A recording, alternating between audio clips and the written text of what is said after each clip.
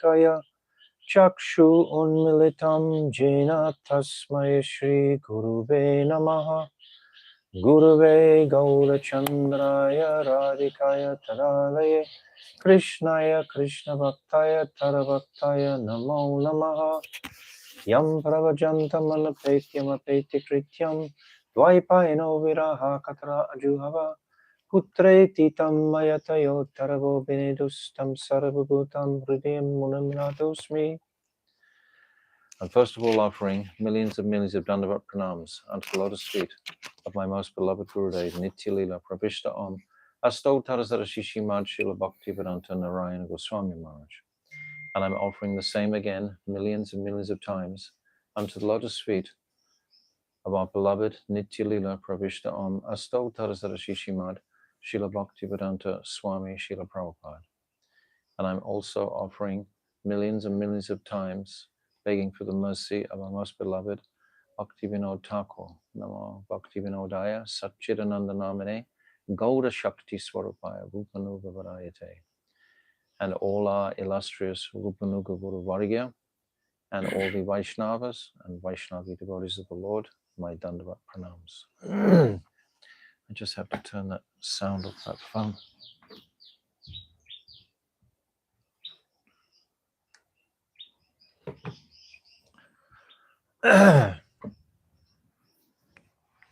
So, continuing our Fal Shruti, continuing our study of this remarkable scripture, Jaiva-Dharma. So, we're reading the second set of the verses from the Fal Shruti. Jadadvaita Jnana Hoya Chita Upadaya Krishna Bhakti Chiradina Upaya Upaya. Such knowledge, which is solely related to the duality of this dull material world, is fit to be rejected. Anything that is material, we don't have time to discuss it. We don't really have time to absorb ourselves in it. We remember the verse, Dvayam, Bhayam, Dvitiya Biniveshitam Syat, Isat Upatasya Vipareyo Shmiti. That fear arises through material absorption. It's the same principle. As long as we put our consciousnesses into something that is material and take it serious, what we've been discussing, Shakti Tattva and Jiva Tattva.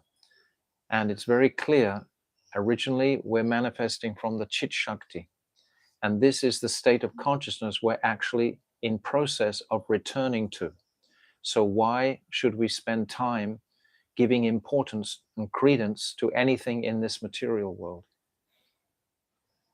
So, of course, we live in this material world and we have to have our activities in the material world.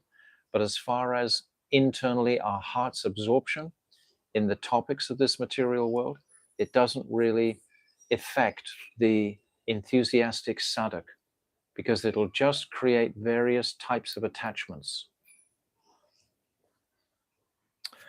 Is fit to be rejected.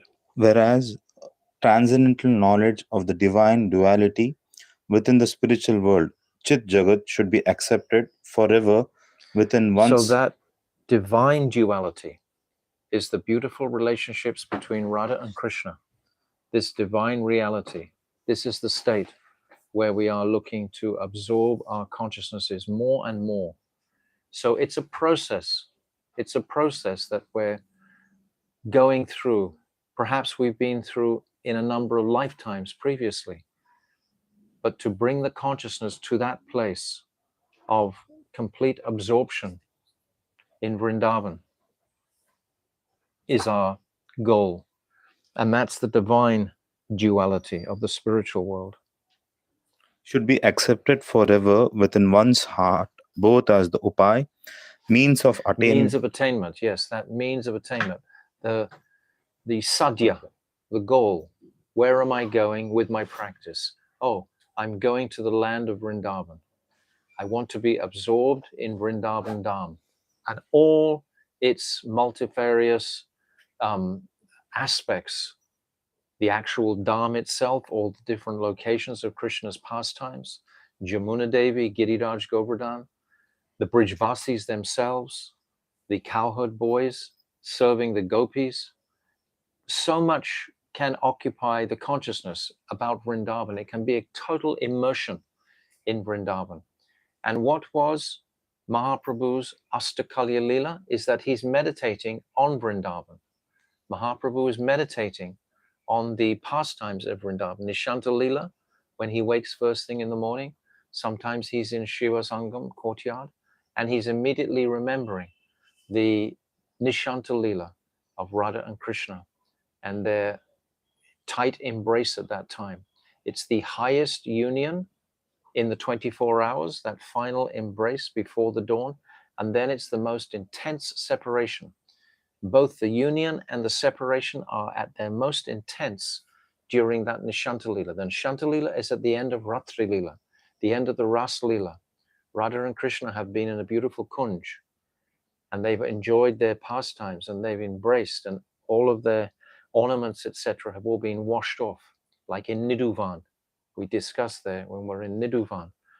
And then they have to separate, and Radharani is practically carried to Javat, and Krishna, he's alone, and he has to go from one tree to the next tree to the next tree, holding on, and finally he reaches Nandagan, falls in his bed, then Mother Yashoda wakes him up. But this time frame of Nishanta Lila between 3:30 and 4:30, 5 o'clock, something like that, 6 o'clock, that time frame is the most important for the sadhaks, and that time frame is when we can fully immerse our consciousness. You can appreciate what is the attainment. That's what I was just discussing. What is the means of attainment is the meditation. And of course, that meditation is empowered by our practice of Nam. And then the goal worthy of attainment. What is the goal worthy of attainment? To serve that divine couple in my internally conceived of spiritual form, or in my sadhak, seva sadhak rupena, siddha rupena chitrahe. These different Rupa Goswami has described what sort of, how are we going to render that service? First of all, we have to appreciate the different pastimes that are going on. And then we will be remembering our service mood as we've read, like in Vilap Kusumanjali, etc., all these different scriptures and so on. Okay. Jiva kabu jade nai, Hari kabu nai, Hari saha jiva chintya beda beda nai. The jiva is not a product of dull matter, nor is he keval advaita, absolutely one in all ways with Sri Hari. The jiva is inconceivably different and non-different from Hari. There's a cushion just beside your hand. No, where your hand is now? Yes, there's a cushion there. Oh yes, get the book. Material, I mean, read that again. The material body, read it again. I was distracted. The jiva is not a product of dull matter, nor is he keval advaita, absolutely one in all ways with Sri Hari. The jiva is inconceivably different and non-different from Hari. This is exactly the subject that we're discussing now in chapter 15. Exactly the same topic, that the jiva is not a product of dull matter. What is the jiva a product of? Chit Shakti. Chit Shakti. And neither is he Keval Advaita, absolutely one in all ways, which we discussed yesterday, the distinction between Ishvara and the jiva. And we spent the whole time discussing the difference between Ishvara. This was what we discussed yesterday, a little paragraph about the similarity. And then the rest of those pages were about the distinct difference between Ishvara and the jiva. So that is all in this 15th chapter. The jiva is inconceivably different and non-different from Hari. We discussed all this in the most depth. So remember, in future, where this topic lies in this book. It's in the end of the 15th chapter in particular. Try to capture this book. It's not so big. It's only 40 chapters. It's not like 12 volumes of the Bhagavatam or 18 volumes of the Bhagavatam. It's not like that. Bhagavatam is so rich and delicious and beautiful. and all the history is there. And when we read like Sandarbhas or these types of books, we see how Jiva Goswami is so fluent in running up and down the staircase of these 18 volumes, and Srila Vishwanath Chakravarti Thakur also. But for us at this point in Kali Yuga, that's very difficult. But 40 chapters, and the last 14 chapters are a whole separate section themselves. And the first 12 chapters are like a separate section of specifically Sambandha Gyan. And now these chapters on Dasmula, they're another third section. So Bhaktivinoda Thakur, he's divided this whole book into sections for us, 3 sections. Actually, there's 4 because there's Nam Tattva, 23, 24, 25. This is Nam Tattva. So, but the principles, we should start getting this picture about Jaiva-Dharma and how it's broken down and how we can gradually absorb it through time. Jiva Rava Kabe, this one. Jiva Kabo Jiva Noy, Dara Bhogya Noy, Dasa Bhogya Jiva Krishna Prabhu Bhakta Hai. The material body should never be considered to be the jiva. And this earth is not for the jiva to exploit and enjoy. The jiva swarup. How can the jiva want to enjoy this earth? If he wants to enjoy the earth, that means he hasn't even come off the gross, the Stula Sarira platform. If he's still concerned with taking pleasure from this dull Jad Ananda, then he hasn't even recognized the first degrees, at least the Linga Sarira, coming into the subtle areas. If we're still looking for dull material pleasure, we must know that every time we look for that dull material pleasure, then Maya Devi is capturing us. This Prakashakmika and Avarinakmika. It's binding us and throwing us into this material world. It's dangerous, very dangerous to develop any type of attraction. The jiva's swarup is Krishna Das, and thus he is meant for Krishna's enjoyment. That is such a privilege when we appreciate that, yes, I have a capacity where somehow or other Krishna can utilize me for his own pleasure in one way or other. And every individual should be meditating on this. How can the Lord utilize my energy in this world? How can I be utilized? And Guru will direct that. Always Guru will direct us, or publish these books, distribute these books, etc. Perform kirtan here, do various sevas to please our Guru Vargya. So it's through our Guru Vargya, they are directing. We don't have to trouble ourselves.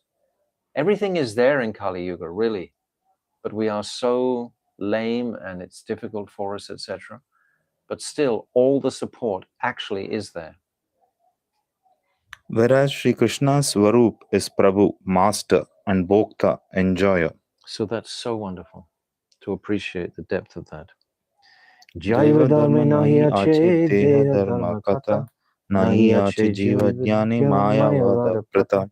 This book, entitled Jaiva-Dharma, neither discusses matters related to the dead material body, nor does it propound the Mayavada doctrine of the jiva's oneness with Brahm. Yes, this is just missing from this book. It's not there. Jiva nitya dharma bhakti tahe jadanai, shuddha jiva prema seva phala payatai. The jiva's nitya dharma is bhakti, devoid of material motivation. The jiva, purified by seva, attains the fruit of that seva in the form of prem. This seva, I've said so many times, is the symptom of love. The loving mood is when the heart moods start to become more prominent than the tattva or the mind or the mental workings. And it's this loving mood that the sadhak wants to catch up with.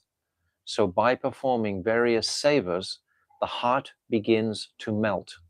And it's in that melting capacity that bhav bhakti can begin to manifest for the jiva. So that seva is of paramount importance. Prabhu, do you need some water? You're okay. Okay, so back into the end of our chapter 15. So I just want to backtrack. Yesterday, we heard these three beautiful verses from the Bhagavad Gita. So yesterday was incredible revelations coming from this Jaiva-Dharma. So I'm just going to read from page 351, halfway down. My separated eightfold apara, or Maya Shakti. Para Shakti is like Swarup Shakti, transcendental. Apara is the opposite, like Maya. Consists of 5 gross elements: earth, water, fire, air, and space. And the 3 subtle elements: mind, intelligence, and false ego. So this is the makeup of the material world. So this subtle body and the gross body are both material. The subtle body is not spiritual. The subtle body has to be completely purified to access the complete spiritual consciousness. Subtle body has to go completely. Besides this, O mighty armed Arjun, I have a tatashta prakriti, which can also be called paraprakriti, superior nature. That prakriti is in the form of consciousness and the jivas. All the jivas who have manifested from this paraprakriti make the inert world full of consciousness. Without the jivas being present in this world, there is no consciousness. Inert, dull matter doesn't have consciousness. It doesn't essentially have any type of independent. This Almira can't get up and walk around. It can't do anything. It hasn't got, Bhaktivinoda Thakur describes it, the sovereignty of independence, this great jewel of independence. This is what will be spoken about in the next chapter. This jewel of independence is what the jiva has. So it's important to appreciate this. The jiva Shakti is called Tatastha Shakti, or Tatastha, because it is eligible for both worlds, the spiritual world, which is manifest from my Antaranga Shakti, and the material world, which is manifest from my Bahiranga Shakti. So these two Shaktis, Antaranga is internal, Bahiranga external, and the jiva has the capacity to oscillate between the two. Tatastha, or Tatastha Shakti, is not a geographical location. It's a state of consciousness. Sometimes people say, oh, we manifested from the Tatashta. We didn't manifest from the Tatashta. We manifested from the rays in the glance that Mahavishnu has glanced towards Maya Devi. This is where we've actually come from. But we are made of that Tatashta substance. That is our constitution. Always this way, that way. Every day, do I want Maya? Do I want Krishna? Do I want Maya? Do I want Krishna? All the time. This back and forward, back and forward. That's why it's very difficult for the sadhak, because unless he has this Bal Shakti. What is Bal Shakti? When the mercy comes from Guru, when the mercy comes from the Parampara, when the mercy comes from our sadhan, from our chanting, etc., some strength will come. If we don't have any of this type of strength in our lives, if we're just performing various activities without any type of sadhana, then we're immediately just going to follow our inclinations, which will 99.9% be towards the attraction of Maya, not the attraction of Krishna. That's very rare, but that attraction from Krishna will build. Since all created entities are manifested from these two types of Prakriti, you should know that I, Bhagavan, am the sole original cause of creation and destruction of all the worlds of the moving and non-moving beings. Yes, know that Bhagavan is that supreme master, not the infinitesimal Anuchit Jiva. So now we're coming into a fresh page. That's where we did yesterday. These shlokas of Gita Upanishad describe the two types of Prakriti of Sarva Shaktiman Bhagavan. What are the two types of speciality of Bhagavan?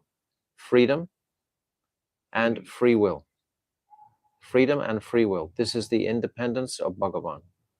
All the Shaktis are manifesting from the Swarup Shakti. And what is left is Krishna's own free will and his freedom. There's actually a distinction. Freedom is like we discussed yesterday, is like if you break out of a jail, then you have no boundaries to your activities. You're free. But then you have the consciousness of free will. That means you're independent. Now I can choose which way. Now I have nothing to inhibit my movements. So Krishna has these two specific qualities, freedom and free will. The two specific qualities. These shlokas of Gita Upanishad describe the two types of Prakriti of Sarva Shaktiman Bhagavan. One is called Para Prakriti, the superior energy, and the other is called Apara Prakriti, the inferior energy. They are also known as Jiva Shakti and Maya Shakti, respectively. The Jiva Shakti is called Parashakti or Shrestha Shakti because the Jiva has the capacity to actually go towards the Chit. But the lower nature, the Bahiranga, doesn't have that capacity to go towards the pure state of consciousness. It doesn't have the capacity for that. The Jiva Shakti is called Parashakti or Shrestha Shakti, the superior Shakti, because it is full of spiritual atomic particles. The Maya Shakti is called Apara, inferior, because it is material and inert Jad. So very simple. What is material? What is spiritual? It's the same teachings again as the second chapter of Bhagavad Gita. Bhagavad Gita has all these same principles are there. Bhaktivinoda Thakur has just captured that and given us the essence of this. The Jiva is a completely separate entity from the Apara Shakti, which contains 8 elements, the 5 gross elements, earth, water, fire, air, and space, and the 3 subtle elements, mind, intelligence, and ego. We already discussed this at length, the Linga Sarira and the Stula Sarira. These last 3 material elements are special. Mind, intelligence, and false ego are special. The aspect of knowledge that is visible in them is material. It's called Bhautik Gyan. That knowledge that the Jiva can assimilate outside of transcendence is just dull knowledge. It's material. It's not spiritual. We have to be connected to that spiritual current to actually wake up the spiritual consciousness. That's the conclusion of this. These last 3 material elements are special. The aspect of knowledge that is visible in them is material and not spiritual. The mind creates a false world by basing its knowledge of sense objects on the images and influences that it absorbs from gross subjects in the mundane realm. Our whole world is made up of gross objects around us, and we're basing our whole activities around these temporary objects, these material temporary objects, right? Everything here, it's all material, it's all temporary. I mean, ultimately, this whole material world will be annihilated. So it's temporary, it's not eternal. This is not our home. What Srila Bhakti Rakshakshita quoted so many times. Don't try and make a home here in the material world. It's not where we're from. We're not from here. We're from that Chit Jagat. This is our home. This is our place. I read that again. The mind creates a false world by basing its knowledge of sensual objects on the images and influences that it absorbs from gross subjects in the mundane realm. This process has its root in mundane matter because we're absorbing mundane objects. So it has its root in mundanity, not spiritual. Where is it? Not in spirit. The faculty that relies on that knowledge to discriminate between real and unreal is called buddhi. That's the intelligence. What is spirit and what is matter? Which also has its root in mundane matter. It hasn't become completely purified yet. It's still distinguishing between what is spirit and what is matter, but the buddhi itself is of a mundane nature. That is also material. It's a subtle element. Mind, intelligence. It's the second one. Understand? Discriminate real. Between real and unreal is called buddhi, which also has its root in mundane matter. The ego, or sense of I-ness, that is produced by accepting the above knowledge is also material and not spiritual. Again, this is what we call the false ego. The real ego is the ego of being a servant of Krishna. That's the pure ego, but there is the false ego. So mind, intelligence, and ego. He's just described these three subtle elements and how they're all material. We said at the very beginning that this subtle body has to be completely incinerated or purified, annihilated ultimately, as we've seen so many examples in Srimad Bhagavatam. Prithu Maharaj, and I said yesterday about even Dhritarashtra. What else? Yudhisthira Maharaj, also going through the process of amalgamating his different grosser elements into the subtle, and then from the subtle reaching that point of connecting with the Supreme. The ego, or sense of I-ness, that is produced by accepting the above knowledge is also material and not spiritual. These three faculties together manifest the jiva's second form, which acts as the connection between the jiva and matter. Yes, this subtle connects us with matter. The gross, we are involved in matter, and the subtle is thinking to be consciously engrossed in the matter. Yes. Could you say exactly example distinguish between? Speak louder. Could you say distinguish between mind and buddhi, intelligence? Like example, a simple example, what we can understand what the difference between the mind and intelligence is when you actually act. The mind decides something on the strength of the intelligence. The intelligence will make the indication, and then the mind will say, okay, you can do that. Like, for example, if you smell a pizza, that's your intelligence will come into play. Is it okay for me to eat this pizza? And the intelligence decides, and then the mind will act and go and take the pizza and eat it.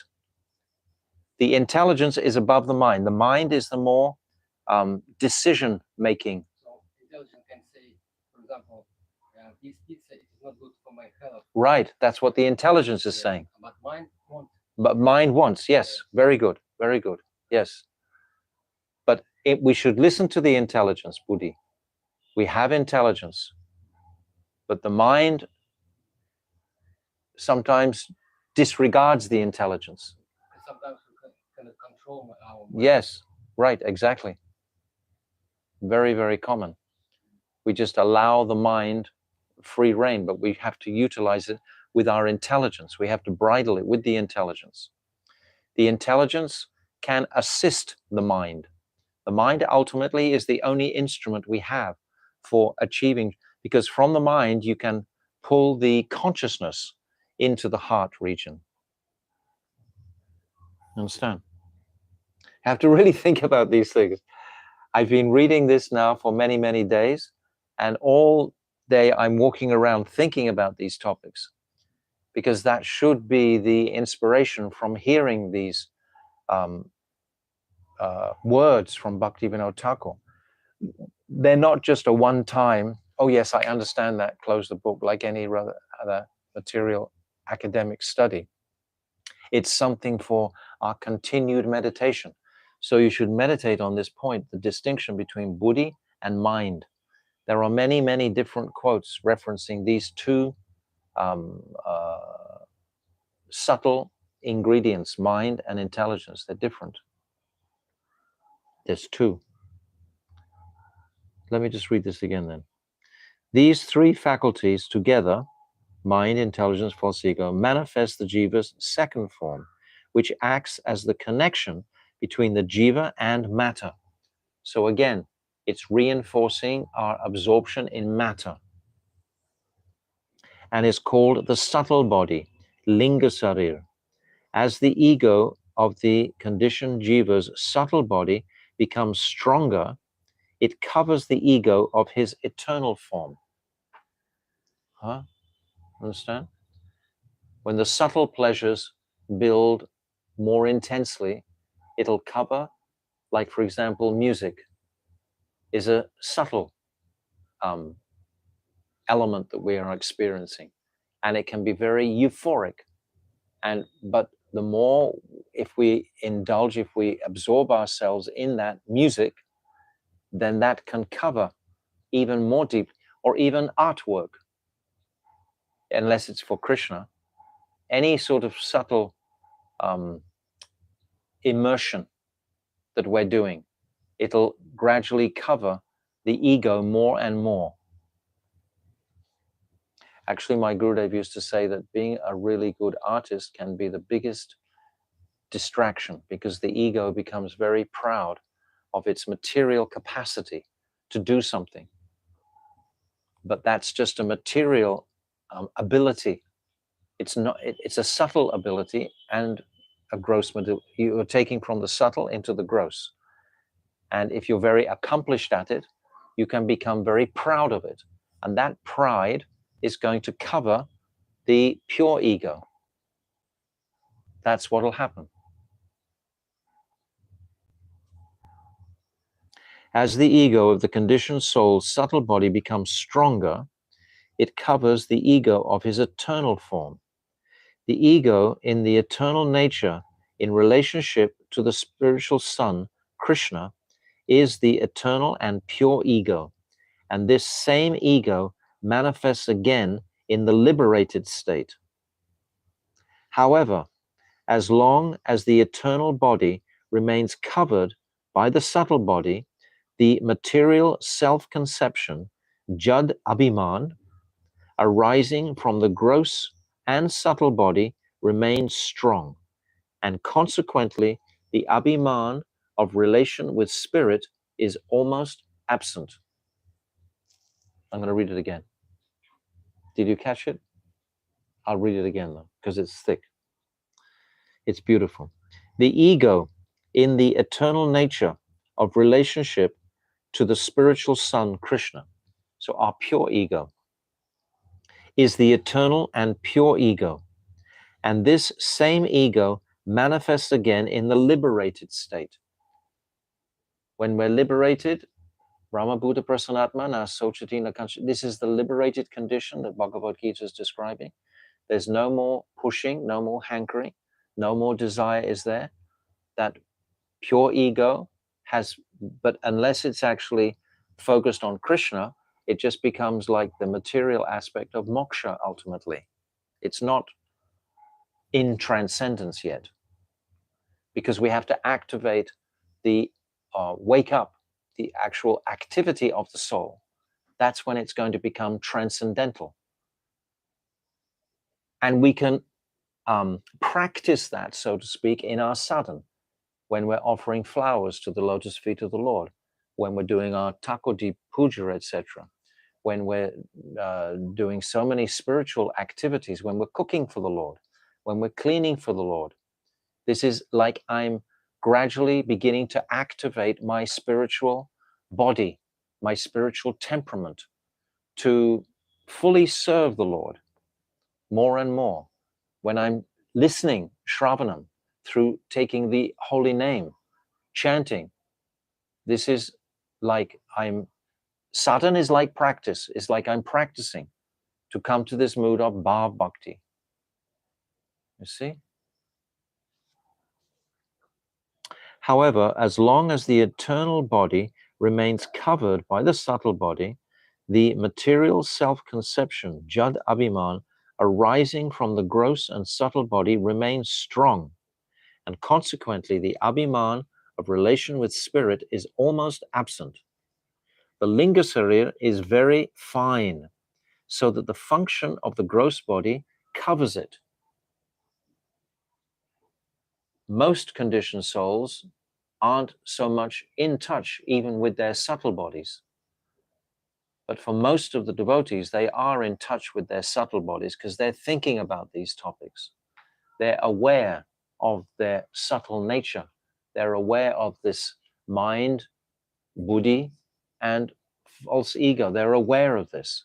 So just bringing this consciousness of awareness of these subtle elements will begin to give us some ability to purify them and to bring them into pure service to Krishna. This is the only ye atma suprasidati that I said yesterday, last time. This satisfaction of the soul can only happen in this way. Thus, identification with the caste and so on of the gross body arises in the subtle body because it is covered by the gross body. So he's giving an example. This Achyuta is like a good example that you were saying. According to your caste is like relating to your gross body. We are antyaja, you and I. We are beyond the varnashram system. But if we're thinking that all the time, that's a gross conception. It's not a spiritual conception. My real self is not Antyaja, Brahman, Kshatriya, Vaishya, Shudra. That's not my real self. My real self is Jivara Sarupoi, Krishna. That's my real self. So with my intelligence, I will purify that gross identification and bring my pure abhiman into more prominent place. Understand? Thus, identification with the caste and so on of the gross body arises in the subtle body because it is covered by the gross body. Although the three elements, mind, intelligence, and ego, are material, the abhiman of knowledge is inherent in them because they are vitiated transformations of the function of the soul. What does vitiated mean? It means corrupt, it means corrupted or polluted. They are polluted transformations. At the moment they become polluted, mind, intelligence, and false ego are corrupt transformations of the pure mind, intelligence, and false ego.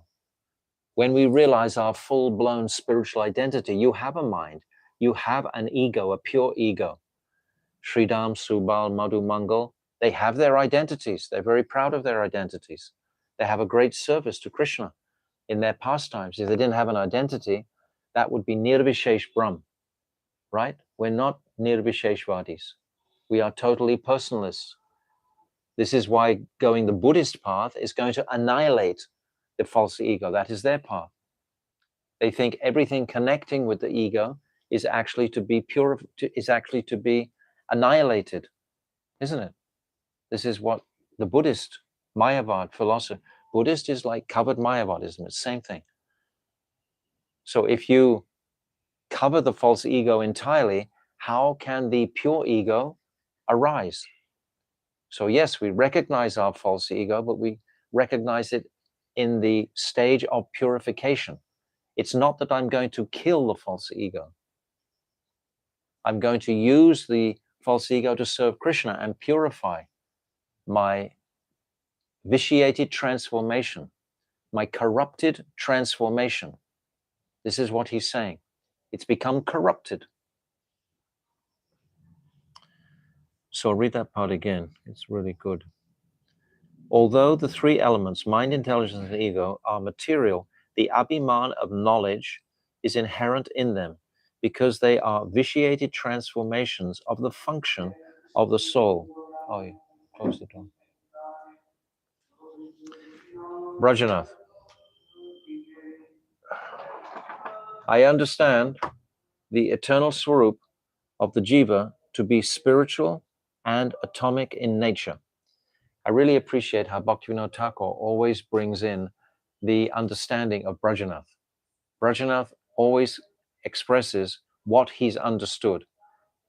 And Bhaktivinoda Thakur is hoping that the reader is also on the same page as Brajanath, has understood these things. So he's speaking, Brajanath is speaking for us. I understand the eternal swarup of the jiva to be spiritual and atomic in nature. And within that swarup is a beautiful body composed of spiritual limbs.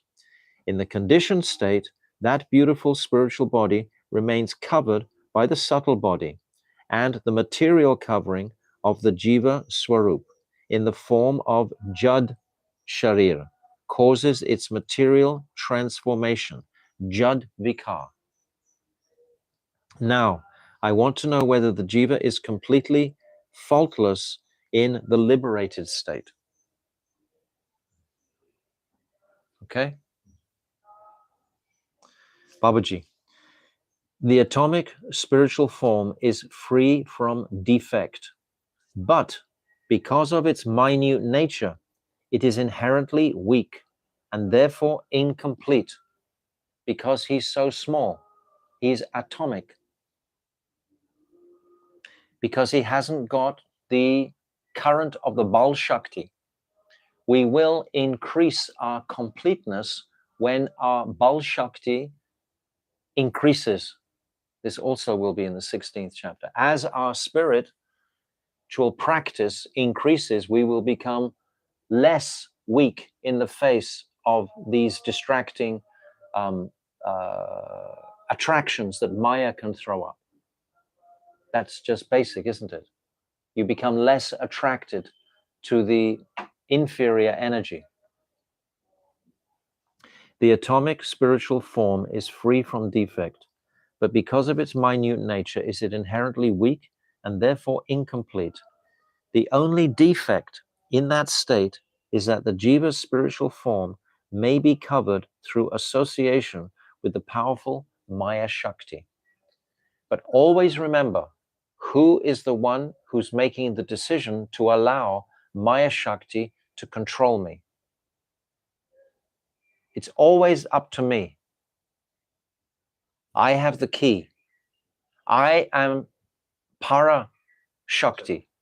I am superior energy to this inferior apara Shakti. So I am able to actually push Maya Devi's attractions, just like Haridas Thakur. Maya Devi herself, on one beautiful moonlit night, came to his cave. Haridas Thakur was a young man, was a strong man, beautiful bodied man, and he was taking his mala, and it was a beautiful moonlit night beside the Ganga.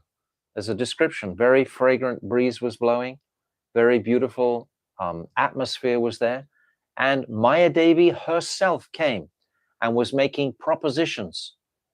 And even Krishnadas Kaviraj is saying the bodily gestures that Maya Devi was putting in front of Haridas would make the greatest philosopher tremble. This is how Krishnadas Kaviraj describes it. So we can imagine the force that was trying to tempt Haridas. But because Haridas had taken such one-focused shelter of the holy name, he was able to defeat Maya Devi. And at the end, Maya Devi begged to take initiation from Haridas Thakur. But Haridas Thakur had two examples of this. The other one was the prostitute. That, who was his name? Ram, that person, I forgot the name. Ram something. Sent the prostitute. And 3 nights in a row, she came. And each time Haridas said, I just got to finish my rounds, just got to finish my rounds. Because this is the greatest weakness, I said the other day, this sex life. There was one time when Bhaktivedanta Swami Prabhupada, he asked all his disciples, why are so many people worshipping me all around the world? Wherever I go, I get royal treatment from all the people of the world. Everyone is attracted to me. Why is that? And they all gave different, oh, Prabhupada, you're so beautiful, you're so pure, you're so honest, you have such a radiant smile, you're so full of love and affection. And Prabhupada said, no, no, no, no. It's because I have given up sex life, because I have given this up. And sex life comes in fame, adoration, and distinction. These are the subtle aspects of sex life. So if we can surmount this lower pushing of Maya Devi, Vacho Begam, Manasa Kroda Begam, Jiva Begam, Udara Prastha Begam, Eitan Begam, Yovisha Heta Dira. It's saying the very first verse of Upadeshamrita, because this is the most important, the gross and the subtle. Here we're talking about gross and subtle. So to appreciate this on a very strong level, it's not just the gross, putting that aside, it's also the subtle, wanting something from this world other than service to Krishna. It's very direct, you know. There's no what do you call margin here. It's like the laws of nature. They're absolute.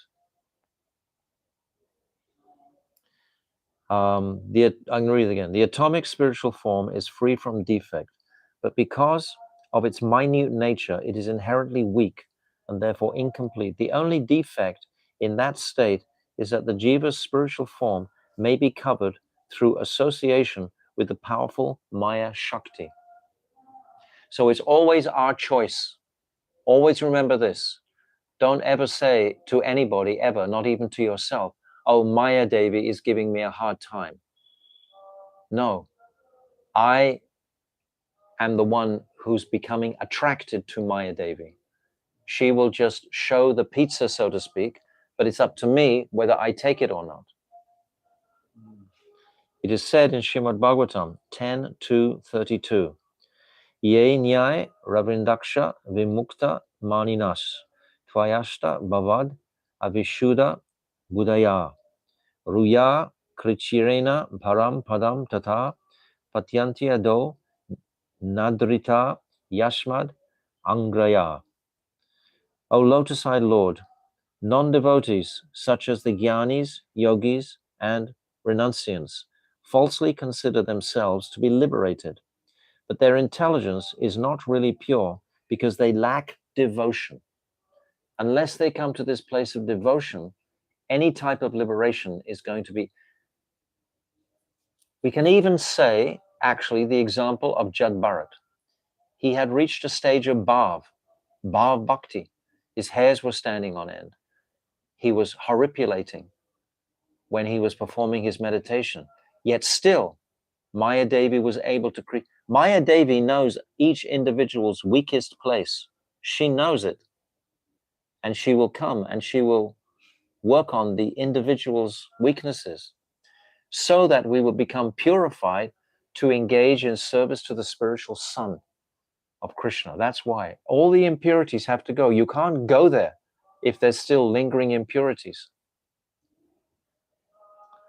They perform severe austerities and penances and achieve what they imagine to be the liberated position, but they still fall from there into a very low condition due to neglecting your lotus feet.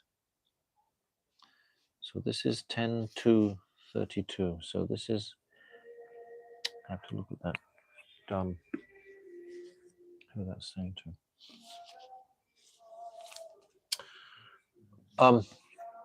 Achyuta, my phone, the iPhone, just give it to me. Yeah. Yes. Unplug it. Just give. Thank you.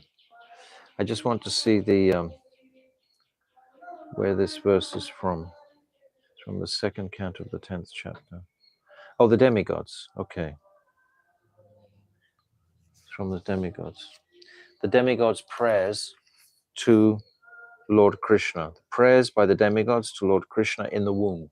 Krishna is in the womb in Mathura, and the demigods' prayers are being spoken. And just let me see this. 32. Yes, I just wanting to know who it was that was saying this prayer. So it's the demigods themselves who are saying this prayer in the 10th canto, 2nd chapter. This shows that the constitution of the jiva will always remain incomplete, no matter how elevated a stage the liberated jiva may achieve. There's always that impurity possible because we are tatashta. If we're not engaging in devotional service, if we are engaging in devotional service, then that jiva can become so much complete. If he's engaging fully in fully in devotional service, this is going to be described in the next chapter when there's a description of the jivas who are totally liberated, not liberated, but are manifesting into the spiritual world from Baladev Prabhu. They don't even know about Maya. They never heard of Maya. They're only focused on their services to Krishna. This is the inherent nature of Jiva Tattva, and that is why it is said in the Vedas that Ishvara is the controller of Maya, whereas the jivas remain eligible to be controlled of Maya in all circumstances. So this is the final word between the distinction of Ishvara and the jiva. The jiva can always be controlled by Maya Devi. But this is not talking about those jivas that we're going to hear about in the next chapter that are manifested directly into Goloka Vrindavan, or those jivas that are manifested directly into the Vaikunthas from Sankarshan. These two types of jivas are going to be described. So that is not talking about that. This is talking about those liberated jivas coming from the conditioned state. Unless we are in the conditioned state, and unless we come to this sincere platform of devotion, the only consideration in the conditioned jiva's lives is how can I render devotion to Krishna today? What can I do of service to Krishna? I can serve Tulsi Devi. I can serve Thakurji. I can serve in a kitchen making prasadam. There are unlimited ways that our acharyas have created for us to perform and purify our contamination in the realm of service, because it's this service that will bring the consciousness, this urgent desire for just devotion. It's this devotion that is going to be the highest ingredient in our consciousnesses. When that mood of devotion starts to manifest, then these 5 gross elements become insignificant. And even the 3 subtle elements begin to be purified, because I'm waking up my real ego. I'm waking up my real intelligence. I'm waking up my transcendental mind. You understand? So now I'm not going to begin the 16th chapter today because we've only got a few minutes left. But just to recap for a moment, we can see the verse where we're coming from the, where is it? 13th chapter, this Das Mula. We'll see where we've come. We've reached the end of the 15th chapter. So Amnaya Praha, this is on page 282. If you just look back, page 282, the verse. So this is like our cornerstone. This is like to see where we're going, so to speak, in these chapters on Das Mula. This is the Das Mula section we're into. So we've established in chapter 13 the Amnaya, the principle of the Vedas, etc. And then Tattvam Harim Iha Paramam. Who is that Supreme Personality of Godhead? That was in the 13th chapter also.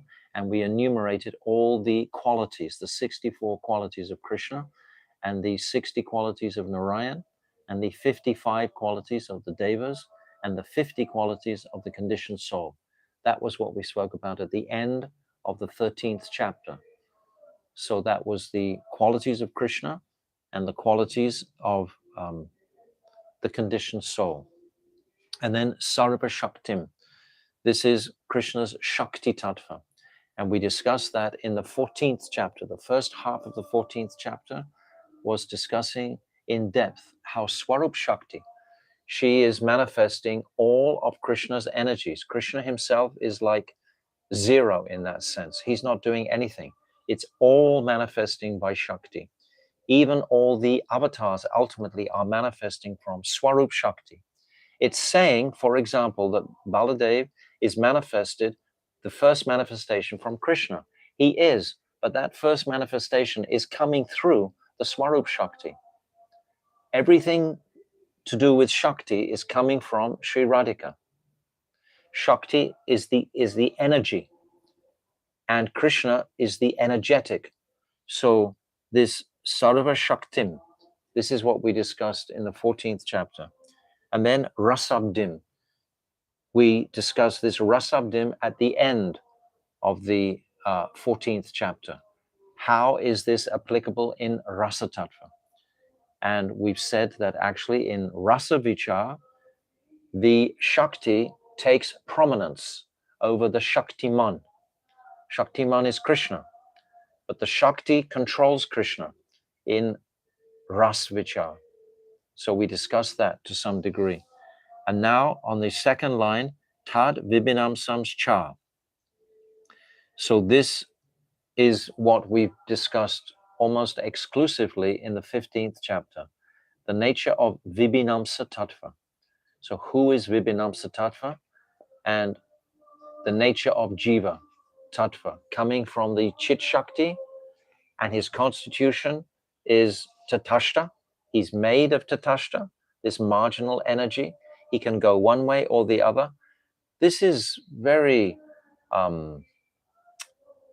exciting, we can say, or illuminating, to appreciate what is our purpose in life clearly, with no distraction. Yes, I am made of that Tatashta Shakti. Now I have to bring the balance firmly with the strength of my own independent mind.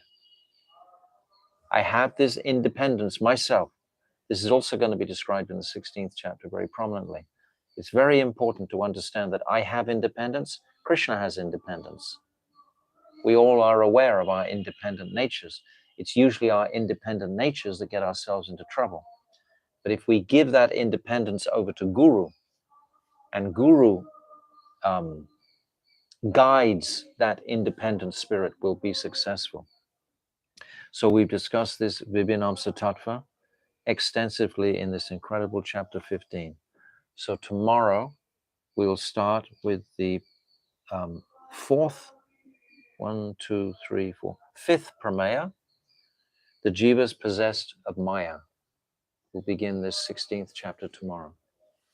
So do any of you have any question? We have a minute or two left, if there's anything there. Actually, there are so many questions. These sorts of discussions and listening are what we can say food for thought. We need to go away and think about these things for the next 24 hours. And then you will probably think of some questions. I have a couple of questions. We were brought up yesterday, Shashi brought the question up, what is the nature of the gopis? Are they Jiva Shakti? And we understood from Chaitanya Charitamrita that no, they are Swangsa because they're all manifesting from Sri Radhika. So what is the nature of the cowherd boys?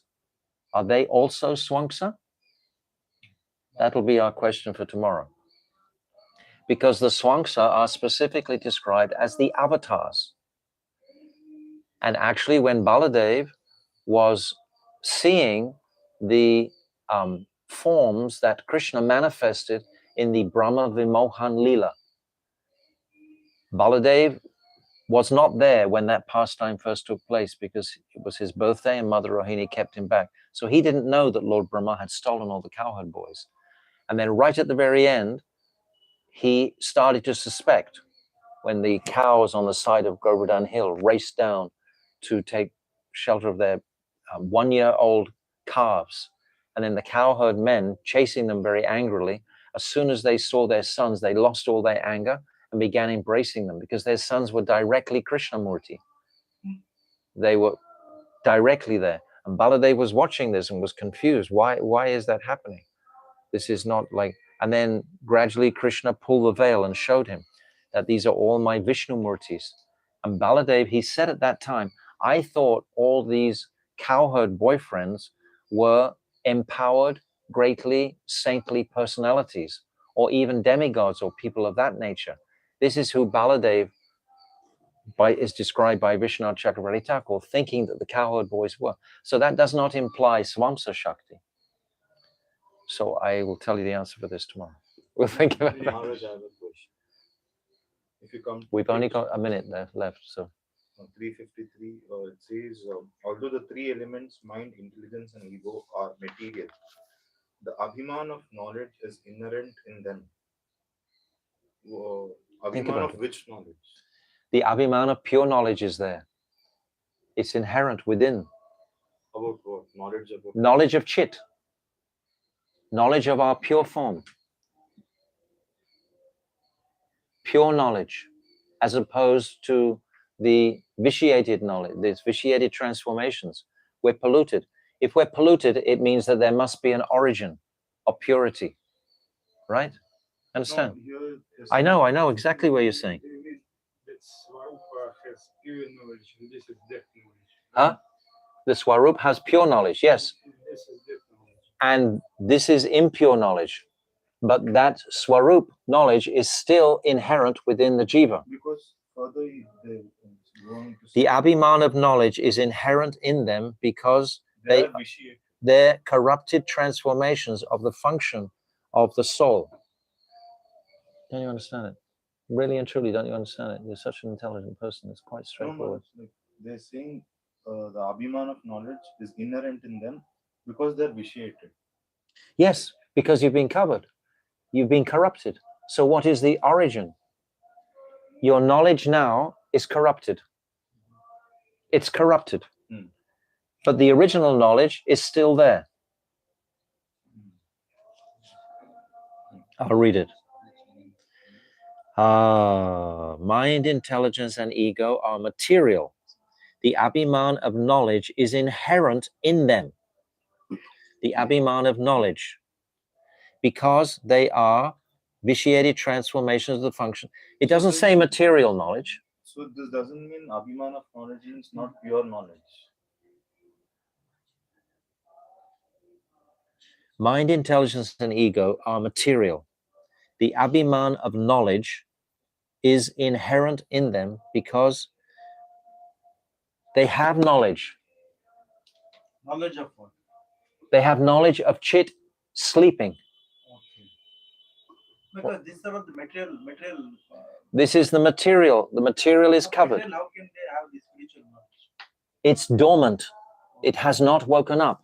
How can something be corrupted if there's not an origin, if there's not an original for it? It's not corrupted then. If it was another word, if it just said their inherent nature is ignorance, it doesn't say that.